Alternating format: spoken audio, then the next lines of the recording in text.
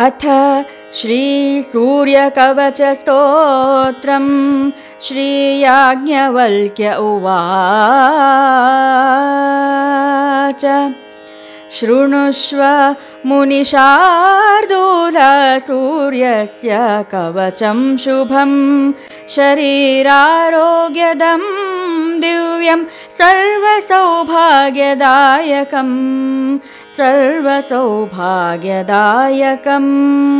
देदीप्यमानमुकुटं स्फुरन् मकरकुण्डलं देदीप्यमानमुकुटं स्फुरन् मकरकुण्डलं ध्यात्वा सहस्रकिरणं स्तोत्रमेतदुदीरयेत् स्तोत्रमेतदुदीरयेत्।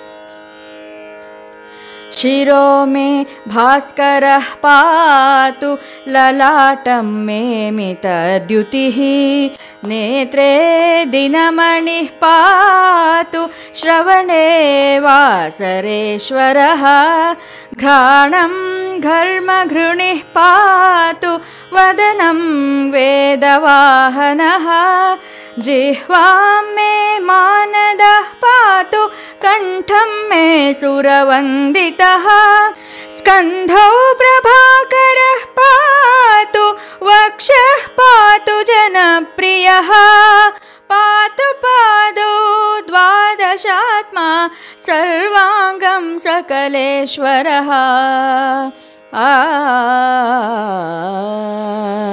सूर्यरक्षात्मकं स्तोत्रं लिखित्वा भूर्जपत्रके ददाति यः करे तस्य वशगाः सर्वसिद्धयः सुस्नातो यो जपेत् सम्यग् योदिते स्वस्थमानसः सरोगमुक्तो दीर्घायुः सुखं पुष्टिं च विन्दति।